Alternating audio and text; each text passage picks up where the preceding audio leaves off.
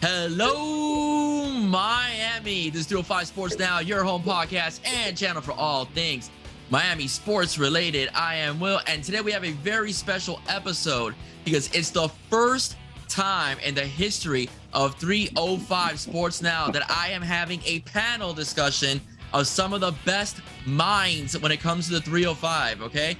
On one side, we have Jonathan Veloso from the podcast Culture and Coladas, okay? Culture and Coladas, okay? On another screen, we have professional basketball player coming from the country of Colombia, Giovanni Gonzalez. And of course, some of you may recognize the individual in the bottom down there. That is my good friend, Mr. ATL, but representing the 305, William Quintero. Everybody, how's it going? What's going on, boys? What's going on? Man. Praying so we can get Dame time in the 305. He can be the fifth member of this panel. Oh my God, that would be the dream, man. That would be the dream. That would be the dream. Speak it into existence, bro. Speak it into existence. That would be the dream. I like it. It. Well, I'm glad you brought that up, Giovanni, because the interesting part of the reason we're having this discussion about Dame, we had it, before we started reporting this episode, is because of the fact that Miami Heat, lost in 5 games in the finals to the Denver Nuggets, and one of the reasons why is because scoring was a big issue for the team, right? The role players and so on can only do so much, and Jimmy Butler, didn't admit it, but many of us believe that he was injured, throughout the finals. But before I start with the whole Dame conversation, we have to basically say that no one expected this team that was in the play-in, all right, to all of a sudden make the ascension they did all the way to the NBA Finals. So I want to ask you guys, and I'll start first with John, from Culture and Coladas. Did you think the Miami Heat, could make this kind of run, seeing what you saw in the regular season when they beat the Bucks, Knicks, and also the Boston Celtics? I mean, I don't think anybody could have. You saw the season, the up and down season. You saw some of the injuries. A lot of the storylines were, Gabe Vincent having those good games, becoming a better player. You saw a lot of the other storylines of Yurtseven. Where's Yurtseven? Oladipo going down to, we saw Tyler Hero kind of take this team a little bit. I don't think it was up until Tyler probably got hurt that we saw Jimmy take the leading scoring, the lead scoring responsibility, and controlling, facilitating the team a little bit, facilitating the offense. And when you saw it happen to the Bucks, you were like, okay, maybe this is a fluke. Maybe this is, just a one-time thing. Then you saw Jimmy Butler become Milwaukee's dad. And then you saw him go off to New York. You saw him kind of get hurt a little bit too. I don't think anybody could have really expected this, but I mean, I think Jimmy Butler, if he wasn't a superstar before, it's undeniable now. And I don't think anybody could have seen this happening with the regular season, how we had it, and just seeing Jimmy's progression become that star that they needed. Yeah, I mean, no, I don't think I could have seen that. Well, what do you think? I don't think I could. Oh, sorry. Oh, you're good, man. Man, listen to. I guess when we're talking about the start of the season, before the season ever started, right? I'm looking man for man, right? You're sitting there looking at rosters, and it doesn't. Listen, am I a Heat fan? 1,000%, but I'm also a realist, right? So if we're sitting there looking at rosters, right? We're looking at everybody's big three. We're looking at 1 to 12 to 15, however it is that you go ahead and structure that. I don't think anybody realistically expected the Heat to be in the finals, right? If you're looking at beginning of the season, right? You're looking at for me, I think most of us could agree. For me, I had at the beginning of the season, I had either I had Milwaukee or I had Boston. I had Philly kind of lingering, just because, again, obviously with Harden and Embiid, you have to respect that. Those guys have Tobias Harris, the Maxey. That roster was legit. You have Doc Rivers, who's a solid coach. So I'm sitting there looking at the Heat's roster, and I'm going, I don't know. We got Jimmy, we got Bam, we got Hero. Let's see what else, kind of develops from there.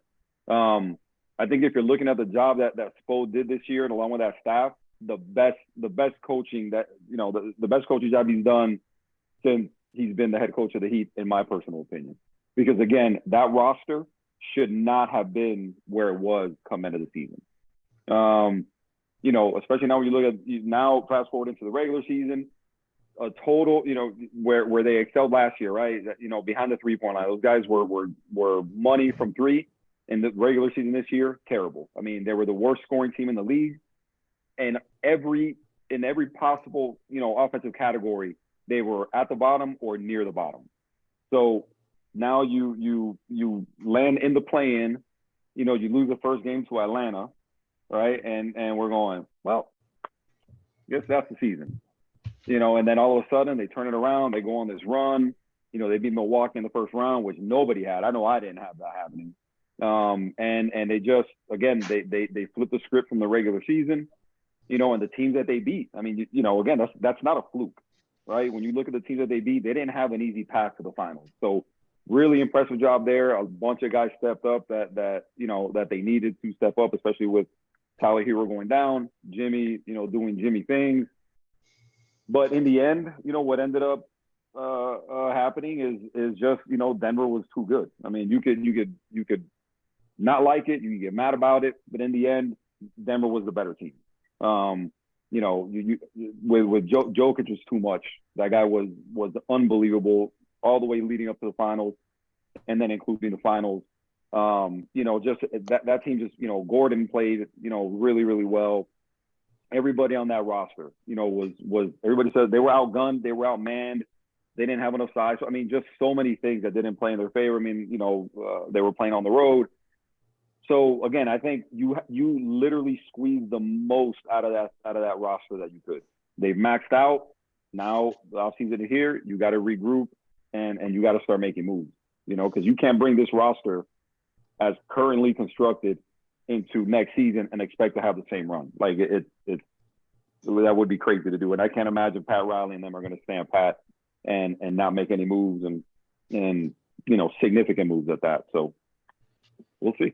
Yeah, the regular season really flipped itself because the year before they were the top scoring team, the top 3-point team in the league. Yeah. This past season, they finished the season because they played a little better after the All-Star break. They finished with 22nd in the league in 3-pointers, but they finished 32nd in scoring, averaging 109 points a game.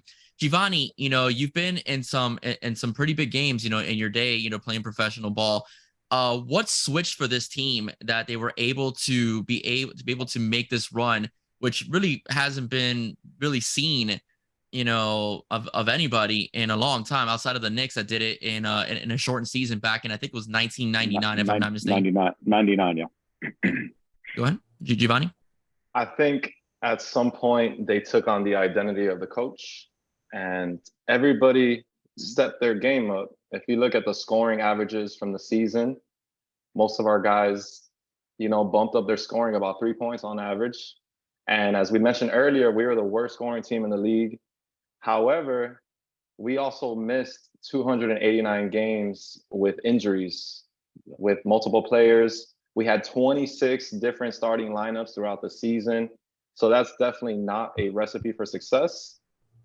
However, last year we were number 1 in the East. So it was kind of the both extremes that the Heat dealt with. And I think when we reached the playoffs, that first series against Milwaukee, I did not expect the Heat to make it that far. Let me start by saying that. My pick was actually Milwaukee. I thought they were too strong, too big, defense, shooting, the whole nine. But as soon as the Heat took them down, you realize that there was something special going on with this Heat team. And let me piggyback on what John said and give Jimmy Butler a late Happy Father's Day. The way he took over in that Milwaukee series. But things started clicking. I think that gave us a ton of confidence coming into the New York. I wasn't really too worried about the New York Knicks. They're a solid team, but they're not Milwaukee and they're definitely not Boston. So we handled that and we were just steamrolling with momentum. Our lineups were clicking. Caleb Martin was crucial in this playoff run. He was pretty much everything that we wanted Tyler Hero to be, from shooting percentage, from running the floor, from scoring, absolutely, and obviously his defense and playmaking. So that was just that's like when you pull out that jack, when you have your deck of cards and you just don't know what to expect. He kind of just was that glue guy. Jimmy stepped his game up, big time shots. You can just feel his will onto the game on both ends of the floor. When you really watch these games and you tune in, you can feel him You can hear him talking, talking his mess. We're down 8. He's still talking to Drew Holiday, like, I'm coming. And the whole team, picked up on the identity. I think Coach Spo gives everybody confidence to truly max out their roles. Everyone knows, their spot on the floor, and things just clicked at the right time. But as Will said, when we ran into Denver, they just exploited us. Truly, they were bigger than us. They were much more fluid. We couldn't double, we couldn't single cover. And they pretty much had their way with us. And if I'm not mistaken, we only had one game in the finals that we scored over 100 points. Yeah, which is the one we won. The one we won. And in today's NBA, that does not fly. You don't need to score 120 points in the finals because it's so competitive, but you have to give yourself a chance to win. And that's what, that was our Achilles heel, was that offense down the stretch. Yeah, I think just to piggyback off something Will said, I completely forgot about the play-in tournament. I remember winning the play-in tournament and then thinking like, man, they're gonna get freaking swamped by Milwaukee. We're gonna get completely exposed. And then to pick up what Yvonne's just said, I mean, the only time Caleb Martin didn't play well was when he was oversized.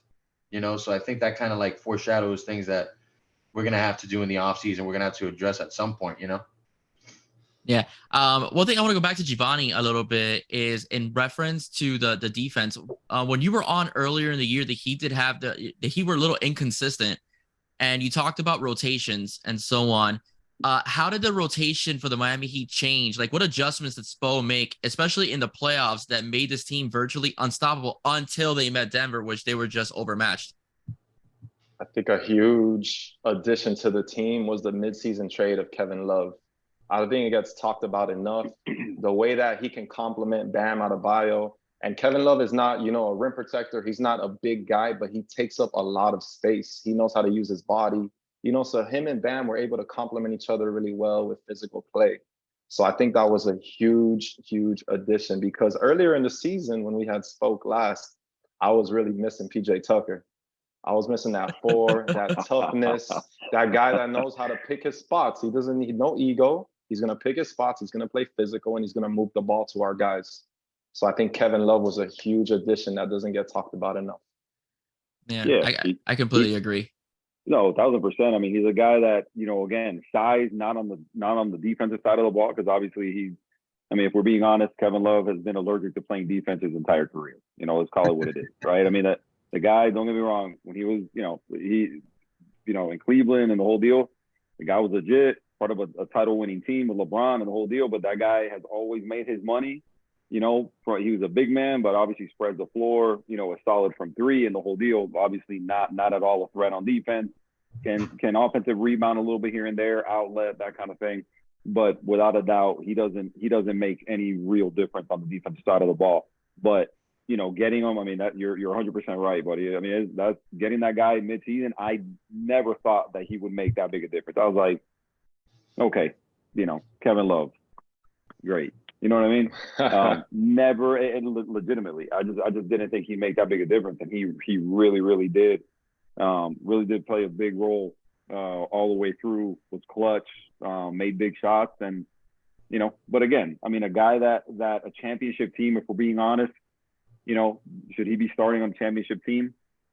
Debatable, right? I mean, again, a guy that I'm not mad about. I mean, he came in and played way better than I thought he would. But if we're being honest, again, a championship team doesn't have, a guy at this point in his career, a guy like Kevin Love being a significant contributor. If, and again, on a team that I'm building, that, that wouldn't be, something that I'd be looking at. But definitely was a great addition, and we'll forever be grateful for him for that. Because he was definitely part of the reason why they made the finals, for sure. Go ahead, John. I think Spo just likes these like 3-and-D guys playing at the 4. I mean, you look at like PJ Tucker, you look at Jay Crowder a couple of years ago.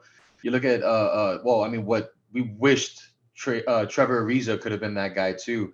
Look at Shane Battier. You have all those guys that play the 3-and-D. And I mean, yeah, to Will's point, like Kevin Love, as in his older years, exactly, like was never really much of a defensive minded player, but yeah, man, I think it's just Spo and these guys that like shooting threes from the 4 and just that height too. The height really helped us out when it came down to at least trying to do something about Jokic and trying to do something about Christian Braun. Like that's really what got to us that Denver series, man. The size and we just didn't know what to do with Jokic at that point.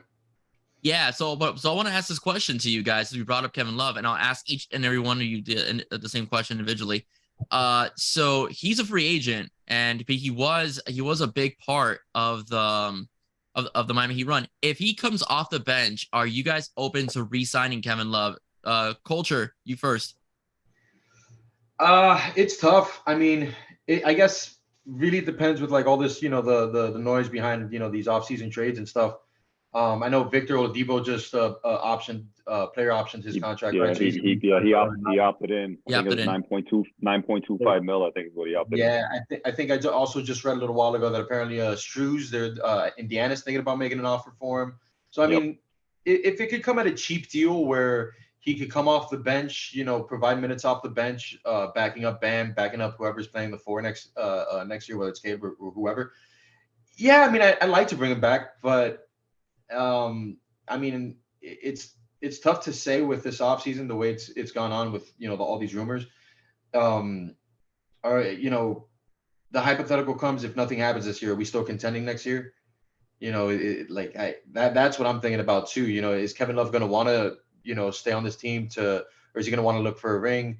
There's that question. I would love to see him back though. Of course. I mean, a guy that had those big games in the playoffs like that, you almost would love a guy there, Giovanni? Absolutely, man. I love Kevin Love. And I love him as a, eighth or ninth man in our rotation. Yeah. But even more than what we can see on the TV, I like him for his presence in the locker room. He's a champion. At this point of his career, he's not about stats. He's about moving the ball to the stars. He's about being physical. And he just makes timely shots. So we got Haslam, who's retiring. Salute to a legend. Absolutely. I feel like we need that, that championship presence in the locker room. We need that toughness from an interior player. So I would love to. I'm not exactly sure what his demands are contract-wise. I wouldn't assume that he's looking to make a lot of money at this point in career. I think he wants to contend. So if we can sign him at a fair price, around the veteran minimum, I would absolutely want to bring him back. I like the way he complements Bam in the interior. Will? Yeah, I mean, all good points, right? I mean, you're looking at, where we're sitting at, now, we'll put it, so June 28th, right? June 28th, I'm going to tell you, yeah, right? Again, you have to like what he did, exceeding all expectations, realistically, right? And the fact that he can still play, the fact that he can still contribute, the fact that he still has that touch from deep, right now in terms of what we're looking at and what the possibilities are and what we know about the roster, I would take him at the right price, 100%. I mean, I think just like G said, right? I mean, you're looking at, the 8th, 9th guy off the bench, a guy that could kind of, be a key component of a second unit. I mean, I'm definitely with it. Again, just going back to my previous statement is, we have to find a way for some of these guys, again, so many of these guys on this team played over, they just exceeded expectations, right? So I think we have to get back to, we got to land our core guys, whoever the big three is going to be. Obviously, we need Tyler Hero back, so on and so forth. At some point, maybe Oladipo gets healthy. I mean, I don't know when that's going to be. Who knows? That's definitely a shame, that he wasn't healthy, because when the guy played, he contributed.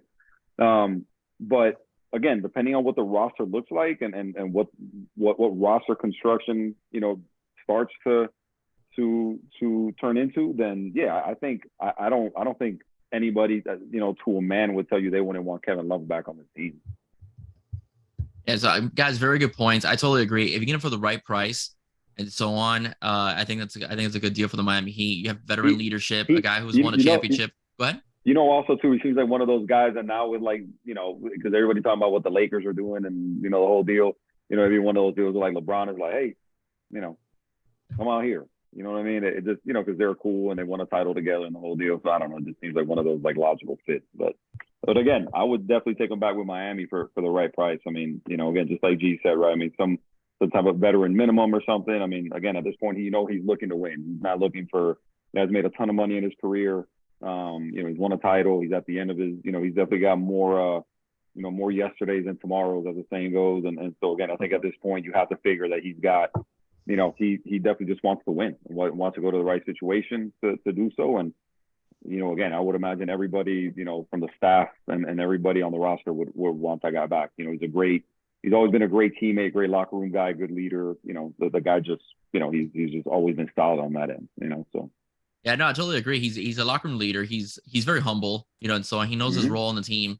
He's great. Still, I mean, that's one of the last things to go as a player is a 3-point shot. So he still has that to value him as a player, as well. And again, we did win our first game when he did start because they were able to put some size into the equation. Jokic wins MVP, all right, of the NBA Finals, very well deserved. I felt that Denver team was a buzzsaw, when it was in the playoffs, and I thought that would be one of the toughest teams that Miami Heat would play. How good is Jokic, man? As far as a player goes, like, in terms of his passing, his unique 3-point shot. I mean, how do you stop that soccer style throw it of a 3-pointer he has? What do you guys think we saw him play? Starting first with William Quintero. Man, I think you're looking at, and obviously a little bit of a late bloomer, right? If you're looking at his age and everything like that, right? Didn't come in immediately, right? Guy came over from Serbia, 2nd-round pick. The joke is, right, he got drafted during a Taco Bell commercial, right? When the pick actually came through the Taco Bell commercial playing. So a guy that didn't come into a whole bunch of fanfare, but that exceeded every expectation and turned himself into, right now today, based on, the fact that his team won a ring and he was the finals MVP, the numbers that he put up and the whole deal. I mean, you can make a really good argument that he's the best player in the world right now.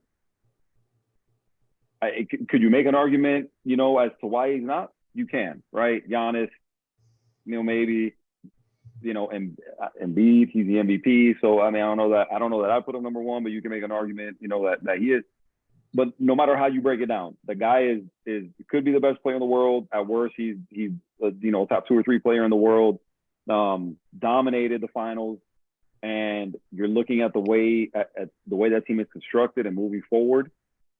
He's got a chance now to again, right now today. I mean, you have to count them as the favorites for next year. They have everybody coming back.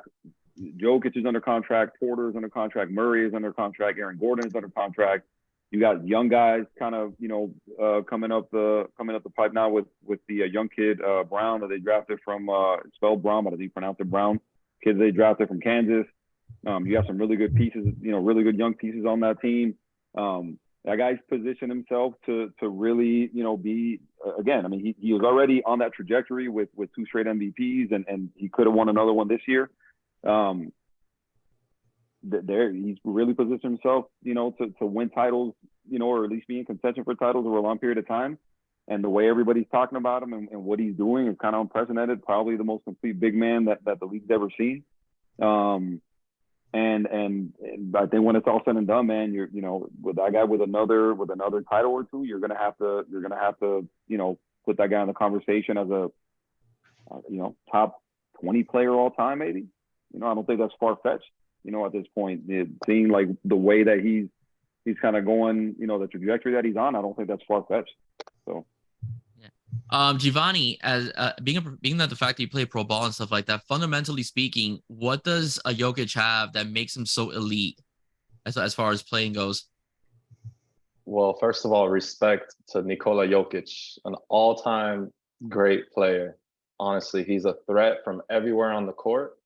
He can score all 3 levels. He's an elite grab and go player. And grab and go means as soon as you get the rebound, instead of having to outlet to a guard, you just get it and go and create offense. And he runs the break, right? He runs the break. And people, assume that he doesn't play defense or he's unathletic. This man his IQ is so high that his positional defense, his physicality, interior, his shooting, his passing, he's truly an unstoppable force. And I want to pay homage to his homeland, to Serbia, to Slovenia, to this Eastern European region that used to be called Yugoslavia. They're doing something right because they're teaching basketball. We have Luka Doncic, Goran Dragic. There's a Petrovic, you know, Jokic. There's a lot of players from this region that have proven to perform at an elite level, and they might not match Americans in athleticism, but their skills and their IQ are truly surpassing us. It's an interesting thing to watch. I recently seen the 3-on-3. They're doing a new Olympic sport, and it's actually 3-on-3 basketball. So right now they're in the qualifying. They had the World Cup about a month ago, and Serbia beat Team USA in the championship. And this is a Team USA, even though it's 3-on-3 basketball, you know, that's a kind of a small sample size. Recently, I was watching Slovenia under 19 playing, you know, the World Cup against Team USA. Slovenia was up double digits all game. They were having their way with Team USA. It's our under 19 team, but, you know, this is a good sample size of where our game is headed to. Team USA ended up pulling out the win by 4 or 5 points, but Slovenia really showed that, and this is a country with less than 1 million people. They got about 990,000, you know, citizens in a country like Slovenia, but they have players like Luka Doncic, you know, players like Goran Dragic, players that perform at an elite level. So first of all, homage to his region and whoever taught him how to play basketball, because they truly taught him the right way. And then secondly, it just comes down to the will of a player to, you know, just stay with it through the ups and downs. He's truly on his way to be one of the all-time great players. And I don't even think he's reached his prime yet. He's only in about his 5th or 6th year. You know, he won back-to-back MVPs, arguably should have been MVP this year. Team success and stats were better than previous MVP seasons, but he ended up with the championship, the trophy that we all want. Exactly. John Veloso. All right. How did you see Nikola Jovic? I mean, I've always had high praise for the guy. You know, Will was talking about top 20 player all time. I mean, look at where was Hakeem? You know, I mean, Hakeem never was, you know, similar game. You know, Hakeem never really had like a 3-point shot like Jokic does. But when you talk about the inside game, when you talk about the post up that Stephen A was apparently saying that he didn't have for some reason, and that guy follows more sports than I do. I can tell you that much. But you look at Jokic. I mean, I think he probably has the argument for best player on the planet right now. The guy's a walking triple double, and it's weird. You look at the way that I remember watching a video a couple of years ago that was highlighting his rim protection, and it's not really that he has a lot of rim protection. He's just so smart with his hands and being able to steal, take the ball away from any defender, just put them in an uncomfortable situation. The guy's defense is highly underrated in that regard, but I mean, hell, man, exactly what you said, when he's throwing up these shots that, you know, the one-footed shot over Anthony Davis in the Western Conference Finals. I mean, Denver was going to run through any team that they faced, honestly. There's no doubt about it. And even when Jokic was out for a couple of minutes in one of those last games that the Miami Heat played against them, Denver was still a well-oiled machine. And when Jokic is on the floor, it just seems like something you can't beat. And yeah, I mean, I've always had high praise for him. He's 28 years old. He's only going to get better. His game doesn't really age that, you know, bad either. It's not like a Dwayne Wade or Russell Westbrook kind of thing. You know, he's going to be an unstoppable force for a while. Yeah, he has the best interior soft touch post game I've seen in a long time. I mean, if he's on your team, you love him. But if you're on the opposite side and he throws a little flutter, it's very difficult to watch because it's gonna go in because it's so soft. It's unbelievable how soft it is. To G's point, I mean, it's the IQ too. You know, he doesn't have a good angle on a shot. He's gonna find somebody that's cutting in. He's gonna find somebody at the 3. He's gonna make a pass that you probably thought would have came from Jason Kidd or Magic Johnson. He's 6'11", guys. He like, who's doing this stuff? Who's ever done this stuff? Magic at 6'7". He's 6'11" and averaged 9.8 assists a game this year. Yeah, like ridiculous. He's the greatest player right now, and I mean, I think top 20 is too high, man. I'm shooting for top 10 at the end of his career. Maybe that's something I could be speaking of, you know, bold statement there, but I think top 10 might be a ceiling that he could reach if he stays healthy. All right, Giovanni, You brought up a good point, and I want to ask you a question. I want to ask you a question. You said that these Eastern European players, they're playing good fundamental basketball. They're not as athletic as the American players, but they're still very, very good. Do you think that what they lack in athleticism, they try to make up with in fundamentals and being precise? Absolutely. Basketball is actually a game of quickness. And just because you see someone that might not be the best athlete that doesn't play above the rim, they can still play very quick. Luka Doncic is a great example. You know, he's not that fast, but players can't stay in front of him because he uses his position. Basketball is a game of footwork, you know, shiftiness, selling your moves. The threat of your shot makes you quicker because people have to play closer to you. So absolutely. In Europe, I have friends from the region. It's actually part of, you know, their curriculum to teach their students all sports. I have female friends from Russia that, you know, literally never played a team of basketball, but we can go to the park and you'll see them with perfect form. And you'll see these girls making left-handed layups that don't identify as basketball players at all. So I asked a friend, you know, she kept, you know, she was a little bit insecure, didn't think she was the best player. And I'm like, yo, you're ahead of the game. What is going on? And she said, yeah, when I was in high school or middle school, we had a year that they just, you know, those were our tests. Shooting and ball handling and defense, it's just part of their curriculum. So they're definitely what they lack in athleticism. And not to say that Eastern European players are not good athletes. They are great athletes. It's just American athletes tend to be superior. We have the best technology, you know, some of the best research, some of the best facilities, and a lot of good genetics. We have a melting pot of, you know, the best of all countries here. Yeah, guys, great points on all fronts. One thing I want to go over now is the season is over. All right. Again, the Miami Heat are done, but the Miami Heat had been in some trade talks for some very popular, high-profile players. One of them being Bradley Beal. That one fell through. Bradley Beal decides to go with the Phoenix Suns. And then the Miami Heat have been in talks in regards to Damian Lillard. Portland has shut down all conversations in reference to Damian Lillard. That doesn't seem the case according to the news media, and that doesn't seem the case according to Jimmy Butler and Dame themselves. So, starting first with William, what do you think is going to happen in the next couple of weeks with Portland, Dame, and the Miami Heat? It seems like he wants to be here. Look, I mean, with Dame, you know, it's kind of, you know, this is the time of year that the Dame talk picks up. Right, it's the season ended, another bad year from Portland, you know, and you know where is Dame gonna end up? Right, it had kind of been like that with Bradley Beal for like the last couple of years. Also, you know, he re-upped. He's like, oh, okay, he's gonna stay because you know, again, if we're being honest, Bradley Beal's never really been about, you know, oh, I want to win titles or whatever. He's the guy's been in DC, made great money, you know, cool. You know, I don't think he's ever really been concerned with going somewhere to win a title. But it finally got to the point where, you know, they wanted to get rid of him, wanted to start over. So, you know, they pulled the trigger. I would have loved Bradley Beal with Miami, you know, if we're being honest. I've definitely preferred Dame. Where is he going to end up? You know, right now, all the smoke seems to be Miami. There's no other team right now that's really, truly even being mentioned, if we're being honest. I mean, I don't know if anybody else has heard any other teams associated with him. But I've yet to hear anybody that's a real possibility at this point. From you know what you see online, Twitter, ESPN, Fox Sports, you know, whatever you choose to follow. Do I think he ends up in Miami? I mean, I hope so.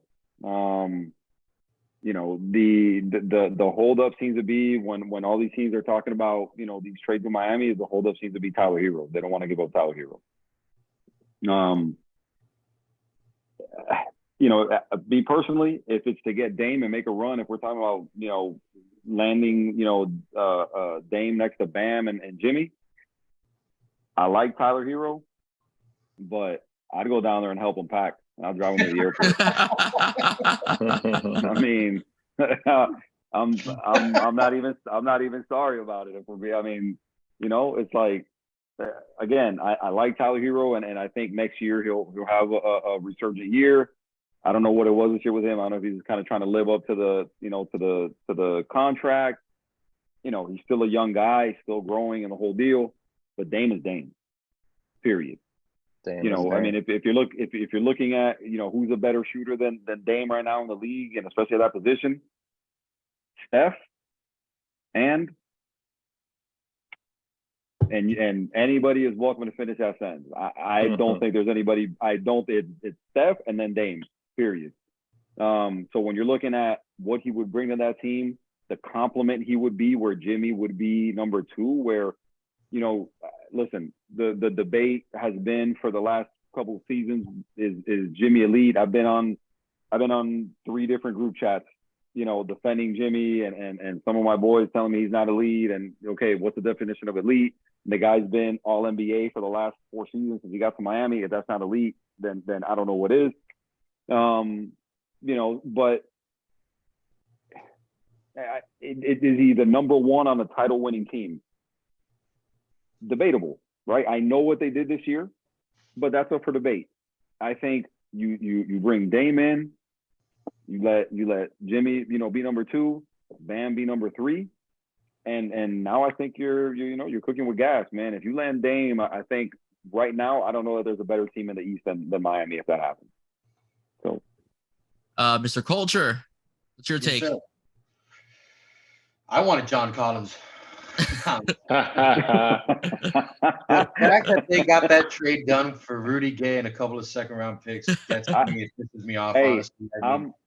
I'm not lying. I'm sorry to interrupt you, brother. I literally did not know that Rudy Gay was still in the league. Neither did I. No, Guilty. Everything.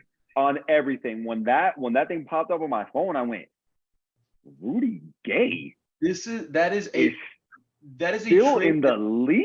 Yeah, that is a trade that's hardly possible on 2K, let alone the fact real life. Bro, I was like, look, do I think Dame is going to be in Miami Heat at some point? Yeah. The question is, what happens with salary cap at that point? I mean, you get rid of Tyler. You probably had to get rid of Duncan, right? I mean, that contract is ridiculous. A couple of first-round picks too. Who do they have left to go for? You keep Gabe, you keep Victor Oladipo. I actually just read right now that Kevin Love and the Heat are mutually happy with each other. So there's a chance we see K-Love in there too. But I mean, we've talked about the Denver series with the size, with, you know, what do we do for that interior, for the 4, for the 5? I mean, is it worth getting Dame? Probably, but those are still things that are gonna hinder us come a playoff run, you know. So, you know, one guy that I mentioned, Yurtseven, you know, is he ready for a step up in a role? A guy that I do miss too, I guess, is the mechanic, Dwayne Dedman. You know, why did they get rid of him? You know, that guy was solid backing up Bam last year, you know, and they reached the number 1 spot. You know, they're in a good position to get Dame. I think that it's gone to the point now where Dame's playing Welcome to Miami on Instagram, and Jimmy's playing Dame Dollar on his Instagram and stuff. And that, you know, that stuff is cool to like flirt about. You know, it is a little bit of flirting here and there, but I think all in all, I think this might actually just be the year that we see Damian Lillard in anything other than a Portland Trailblazers jersey. I agree. Just before I get to Giovanni, I wanted to mention something to John and actually everybody.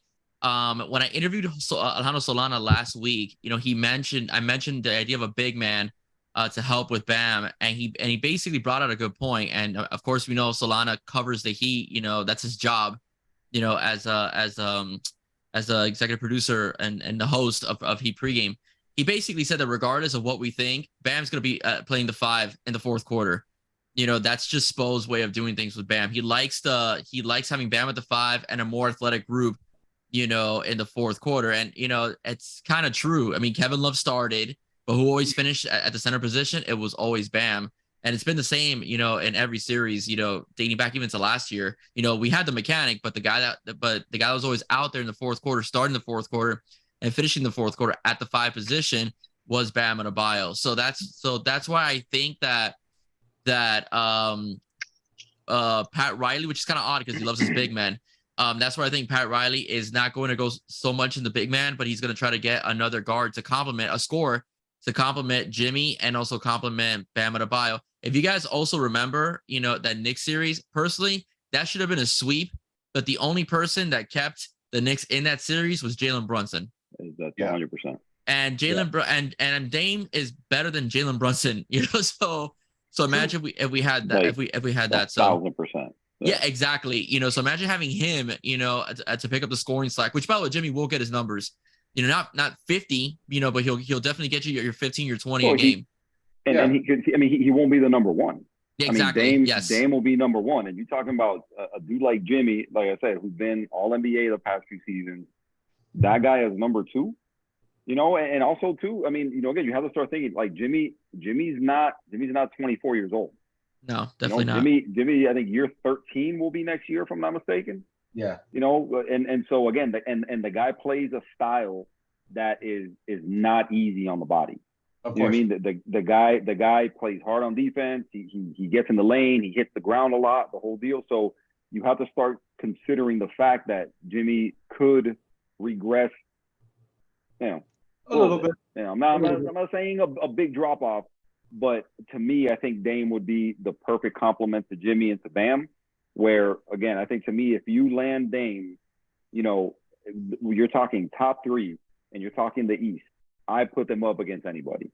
Yeah. I put them up against Milwaukee. I think Milwaukee, there's some questions about Milwaukee. Brook Lopez is a free agent. Malcolm Brogdon, trade got scratched because of the knee. It said his knee is absolutely destroyed. You got Drew Holiday. Yeah, he's good, but you still got Boston to contend with. Which to me, I think that's your biggest problem. Your biggest opponent, Philly. We don't know what's going to happen with Harden. Is if he leaves, is Maxey going to be able to fill that spot? Can Tobias Harris ever kind of live up to the contract? So I think there's a lot of questions. But to me, if you land Dame and you pair him with Bam and Jimmy, in my opinion, I think you're in the running for the number one seed in the East. Can somebody, go ahead, John. Sorry. Sorry. Can somebody tell me where Hassan Whiteside is in this league? In the league right now? Puerto Rico. So funny enough, speaking of Portland, when they gave him $100 million, which I was like, what the hell are we doing? Why are we giving Hassan Whiteside $100 million? But again, they fixed it because they duped Portland into taking that deal, and they took that contract off their hand, and then I think he went from Portland to Dallas or. Yeah, I think it was Utah. I think he was in Utah. I think you're right. I think it's Utah. He's around. I couldn't tell you. He has me blocked on Instagram. Really? What did you do? I like after every game of disappointment that he would bring me after signing him for $100 million. I think I was constantly in his comments on his pictures, just being like, "You freaking idiot! Like you suck." Awesome. Obviously, I'm being a little bit more toned down for the show, but I think he blocked me on Instagram after a couple of months. Oh my gosh, man! You guys amazing. are providing the best sound bites, man. I don't know which from I'll help Tyler to pack the bags to Hassan Whiteside blocking Instagram. I'm like, what can I use as a promo? This is freaking fantastic. You guys are awesome. Giovanni, what's your take? And has Hassan Whiteside blocked you too? That's funny. I got to admit, if I told Hassan Whiteside how I really felt, I would be on that block list as well. He would block you, yeah, for sure. Yeah. He's still getting blocks, even in Puerto Rico. It's kind of how Will said, you know what? I think landing Dame, and I truly, it's hard to speak about feelings, in the off season, but something feels different about this off season when it comes to Dame's free agency. They just came off a crappy season. And ironically, Dame had his best scoring season of his career. He averaged 32 points a game. That's a career high for him, 7 assists and 5 rebounds. And he is the ultimate three-point threat. He truly spreads the floor. Curry has range, but Damian Lillard has range as well, and he has no problem shooting it. Jimmy Butler, he'll have a wide open three-point shot, but he has said it. He likes to put his shoulder into people. He wants to attack. He likes to play the mid-range. He likes to body. And Bam Adebayo is a rim threat, a dribble handoff, pick and roll player. I think these three stars would complement each other seamlessly. Exactly. So if we have to give up Tyler Hero, I think it should only be gratitude on both ends. We gave Tyler Hero a platform to shine. He had a great year. He averaged 20 points a game this year and 5.5 assists, career highs for him on both ends. But what Dame is offering, Dame is an all NBA player, a first team all NBA player. He is truly the elite of the elite. And if we're looking to win, I'm giving up whatever to land Damian Lillard. I think that'll be a great fit. And I'm not so concerned about the lack of size either. I think the Heat rather have quickness and toughness over size, because a lot of times in the second half, we resort to a zone defense. So zone defense is not just about having the biggest guy, in the paint. It's really quickness and IQ and length and people covering and rotating for each other. And I can see us. I like what John said earlier. I've been wondering myself, where's Yurtseven, Omer Yurtseven? I see a lot of potential when he does play. He's a legit 7-footer. He has some strength. He can make free throws. He has touch. He's skilled, and he has strength and length. And I've always wondered why we don't play him enough. I'm not sure if there's something going on behind the scenes, but I like his talent, and I think he's ready to move up a slot. And when it comes to big guys, there's Dwight Howard out there somewhere in the world. There's a lot of big guys, even DeMarcus Cousins. These guys don't have to play key minutes, but you never know in the playoffs, styles make fights. That might be the time, to unleash a 7-footer to wear out, the other team's best player. And then we're going to close out the game with our guys. I think Dwight's in China, if I'm not mistaken. Yeah. Because Taiwan. Yeah, Taiwan, okay. There you go. Yeah, because I remember he came on either IG or somebody, and he was recruiting. He was recruiting players to go out to Taiwan with him or something. I was like, "What are you doing, bro? Like, what are you doing? What's wrong with you? Like, come on, man. That dude's turned into a clown." Guys, go ahead, Will. Sorry, go ahead. No, my bad. Listen, I think what we know about the Heat and what we know about Spo and the staff is that guys like Strus, guys like Vincent, guys like Caleb Martin, so on and so forth. Those are guys that they've already established a pattern of recognizing what these guys. They're a staff that brings people on based on what they can do, not what they can't do, right? They identify a skill set, intangibles, guys that are coachable, the whole deal. They bring them onto the team, and they get them to learn the system, and these guys just become, they just become players. They're guys that contribute, guys that people never heard of. Listen, before Gabe Vincent got to Miami, nobody knew who the hell that guy was. Caleb Martin, it took J. Cole calling who was it? He called? It was Caron Butler. Caron Butler. Yeah. He's like, hey man, check this dude out, and that's how he landed in Miami. A guy like Strus, kind of the same thing. So it's like these guys, they identify players, and so I think giving up a guy like Tyler Hero, bringing in a guy like Dame, letting guys, because again, just like we were talking about, I think G was mentioning it was like, John or G, I can't remember. I think it was, the rumor is Indiana's interested in Strus, 3 for $48. Listen, as sure as you hear my voice, that guy's not getting $16 million a year from Miami. It's not happening. Not happening. So now you bring in a guy, like Jaime Hawkins that they just drafted from UCLA. Guaranteed that guy's going to play a role on this team next year. Guaranteed. And if you look at the way he's developed, he's a lot of Jimmy Butler type quality. Similar size, similar kind of trajectory in college. A guy that he's not a great shooter, but the dude's a player. The dude's a player. He gets into the lane. Great footwork when he gets in there. He's got some shooting to work on and stuff. Guy was a 3-time Pac-12 All-American, 2-time All Pac-12 on defense. Dude's a player. He's a 4th-year senior, so he's a guy that's more mature. You're not gonna you don't have to wait for that guy for 2 or 3 years. So I think that guy's going to play a significant role. He's got position versatility, and he can guard 3-4 positions. And I think that guy's just going to fit in like seamlessly. I think they're going to drop that guy in from game one, and he's just going to like hit the ground running, and he's going to be part of that team, part of that rotation without any issue. So I feel like we have to trust this team. Like if they end up getting rid of, again, some of the packages I've seen is like Tyler Hero, and I think it was like Jovic, Nikola Jovic, and who else did I see? Somebody else, and like a couple first round picks. Make it happen. Like I said, I'll go down there. I'll help them all pack. I'll drive them to the airport. Give me Dame. We'll surround them with the right people, and I'll ride with that team. Easy. I don't think there's anything to think about right there. I think Katiellis Henry's closet is going to take some time. You need help with that, or? I'm probably gonna need some help, bro. I'm probably gonna need some help. You said for sure. You said Jacques is a 4-year senior, and you said he was a little bit more mature. I don't think we have to worry about him flashing guns on Instagram Live. No, not at all. No, definitely not. What an idiot that guy, man. Oh my God. Hey, you know what though? Listen. Hey, if they want Tyler Hero, a couple first round picks or whatever, and you want to send me Ja, listen, Ja will get to Miami and he'll do what he's got to do. You know what I mean? Yeah. He's going through some stuff. Don't get me William, wrong. if Ja Morant comes to Miami, I guarantee you Jimmy Butler punches him in the face within the first practice. I guarantee you.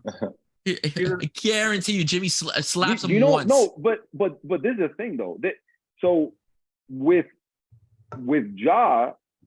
And and oddly enough, right, came out in the same draft with Zion Williamson and Ja, and obviously unavailable. But when you're talking about the reasons for unavailability, two different things, right? Zion, for all the reports out there, for everything people are saying, right, unnamed sources and the whole deal, the guy's not, he's not dedicated, not a great teammate. He's absent from a lot of stuff, so on and so forth. Ja's issue is not that.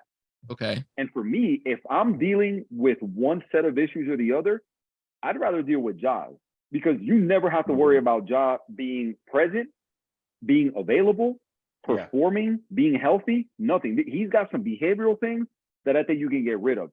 When you have to worry about Zion and his weight and the IG models coming after him and where's my money and then that crap show that he's got going on there and his weight and all the provisions they put into the contract, I'd rather deal with somebody like Ja, because I think Ja in the right locker room environment with the right staff and the whole deal, I think those are issues that are going to go away. Zion, is he talented? Yes. When he plays, does he ball? Yes. But that guy's not dependable. He's not dependable. I'd rather deal with Ja. Like if you gave me Ja tomorrow, you get like Tyler Hero and that same package that you want for Dame, send it for Ja, I would sign that yesterday. Okay, but Ja has issues with maturity. That's his biggest problem. So even though Miami Heat, 100%. Let me finish. Yeah, let me finish. He has issues with maturity. I just want to ask you this question. He has issues with maturity and so on. Miami does have, they like a certain kind of player and they breed a certain kind of culture. But Miami's nightlife is very vibrant, in particular. So do you think that Ja could mature enough to not succumb to that, to nightlife and still be able to be a Heat culture like player? Because Jimmy's not about that, and none of the Heat players that are on that roster right now are not about that. And the ones that are, they've shuffled them away. So do you think he can handle it? So did you hear what the report was? And I think it was Edu Sham, he's always breaking news and stuff like that. Did you hear what they said about Kyrie and the Heat? That what those reports were out there that Miami was trying to land Kyrie. Yeah, so Miami supposedly was trying to land Kyrie around the trade deadline. Okay. So I'll tell you like this: if they think that Kyrie was a fit on this team, I guarantee you they would take Ja. Fair point. That's a good point. You're right. That's a good point. You know what I mean? So you talk about a dude who's uber talented, who is the least dependable dude and the least dependable superstar in the NBA is Kyrie Irving. This dude takes weeks off from basketball because of something he saw on TV, and oh my God, I'm distraught. I can't play basketball for a month. Like, come on, man. You know what I mean? So it's like you're getting paid, dollars, and you're healthy, and you're just gonna sit on the bench, and you again, you don't get that with Ja. I don't think the nightlife deal. Listen, you get nightlife anywhere. It's gotten to the point now in the NBA, nightlife isn't just New York, LA, and Miami. Everywhere you go in the NBA, there's nightlife. So to me, I think when you bring them, if and again, totally something hypothetical, that guy's, I can't imagine that guy is even touchable at this point, for a lot of reasons. But if that were to happen, like I said, I would not I wouldn't figure that they would have any reservations about bringing him down to Miami and putting him in that locker room and surrounding him with that staff and those players. Again, a guy like Jimmy and the whole deal, I think he would fit in seamlessly. I think there's a structure Absolutely. that he would have with his organization that he wouldn't have in Memphis. And I don't think they would have any reservations. Like if Memphis called today and went, "Hey, you want a job?" They'd be like, yes. What do you want for him? You know, except Bam and Jimmy, everybody else, who you want? Let's make it happen. And you know what's funny? You mentioned Zion, and I don't mean to diverge, but like you mentioned Zion and his maturity and the way that he's never really available to the team. It's funny because I remember reading reports that he didn't even want to go to New Orleans. So now you're talking about a first round draft pick, the first overall pick. First overall pick, yeah. And he's had these weight issues. He's had these allegations of porn stars and different baby mamas and all this stuff. Yep. And okay, fine, you don't want to play in New Orleans, but can you trust him in a place like Miami now? Can you trust him in a place and you want to go to LA? Okay, can we trust you in LA where the nightlife is anywhere.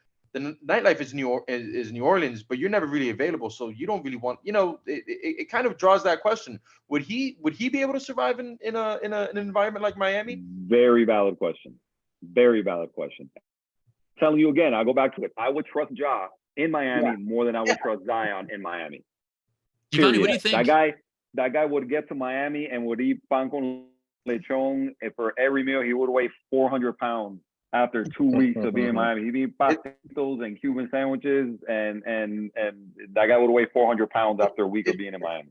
It's also an open carry state now, so Yeah, as of July 1st, isn't it? As of July 1st. Yeah, so the law kicks in. Yeah.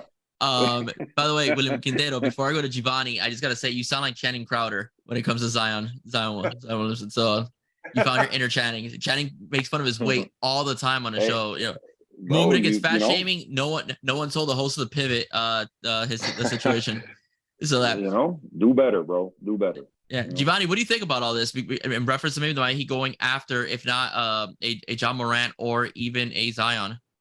I think John Morant would excel in Miami much more over a Zion Williamson. I think they would both be okay, truthfully, because we know the Miami Heat, they have a weight clause. They check your body fat. They have certain physical characteristics that are just necessary when it comes to, their players. I worry more about Zion because he's just shown that he doesn't truly care.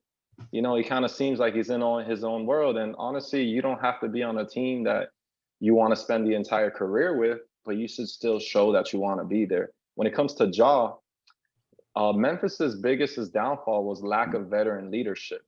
And it's not guys that are actually getting minutes. It's in the locker room. They had Jay Crowder for a season or so. They let him go. They had Iguodala for a season. They think they traded him back to Golden State. Or maybe he came to Miami, from Memphis. So they've had veterans, but they just, let them go. So the lack of veteran leadership, I think, is been a detriment to these younger players. However, when you come to a team like Miami, our roster tends to be balanced. The perfect example is 21 years of Udonis Haslem.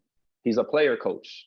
He is not on the team, to get 7 minutes in the last game of the regular season and get a standing ovation. He's on the team for the behind the scenes act, to keep players accountable, to teach, teammates how to move in the city, away from the court, on the court, how to carry yourself. So I think we would do great with any of these young stars as long as they have the care to want to be there.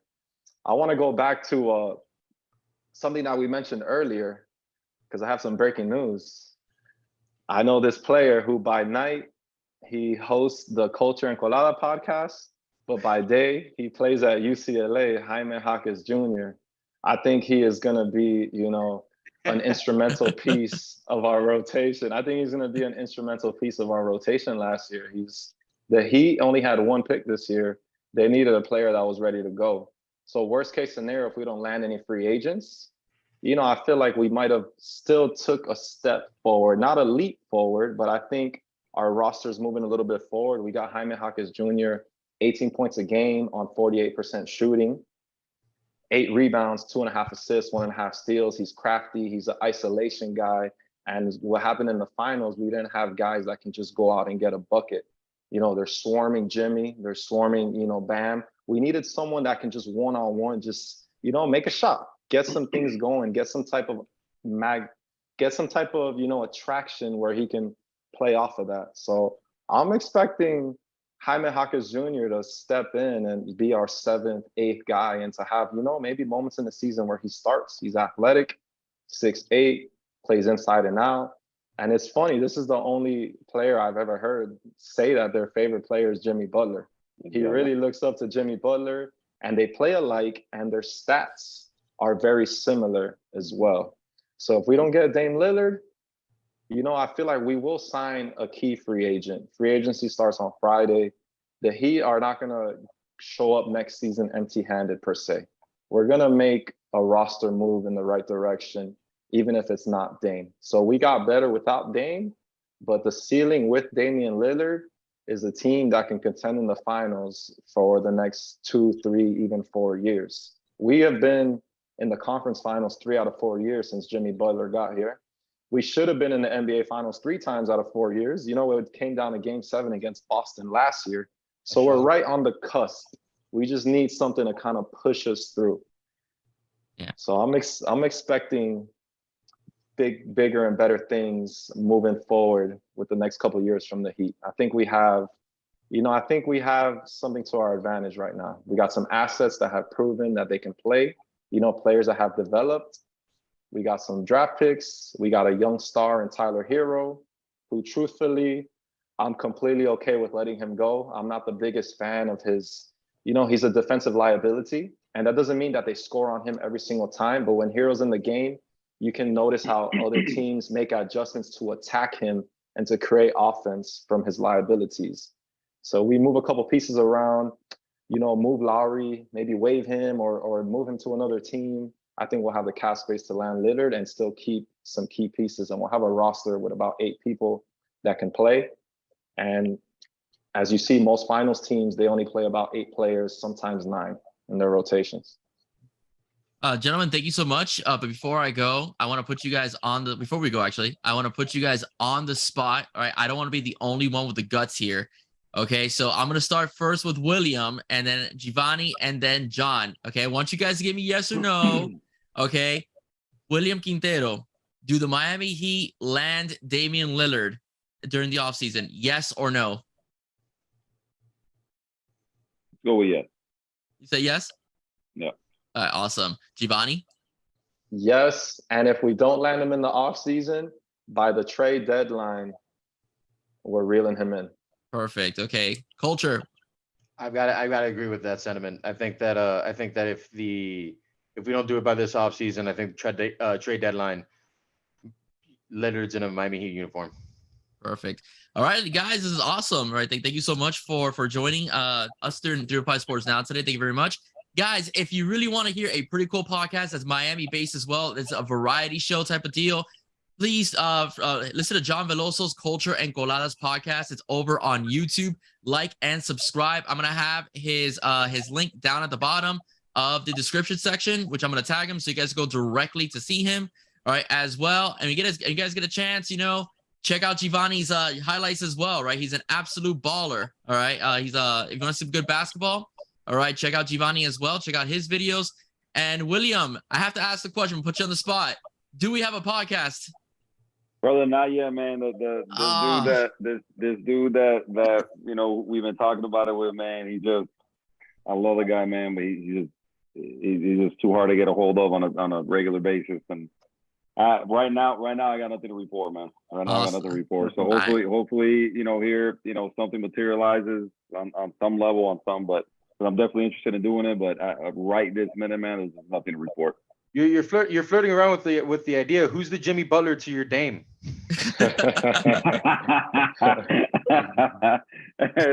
My boy Rick, man, he's just too caught up, man. It's hard to just get a hold of that guy, man. I love the guy to death, but man, he's just too hard to get a hold of on a daily basis, man. So I don't know. Hopefully something presents itself here soon, but I don't know. We'll see. See what happens. And you know what? It happens. But ladies and gentlemen, if you like what you heard, please don't forget to like, share, and subscribe to 305 Sports Now. Once again, I am Will. And again, thank you for John from Culture and Coladas, Giovanni Gonzalez, and William Pitero for joining the show today as well. Ladies and gentlemen, we are less than 50 subscribers away from hitting that 1,000 mark, okay?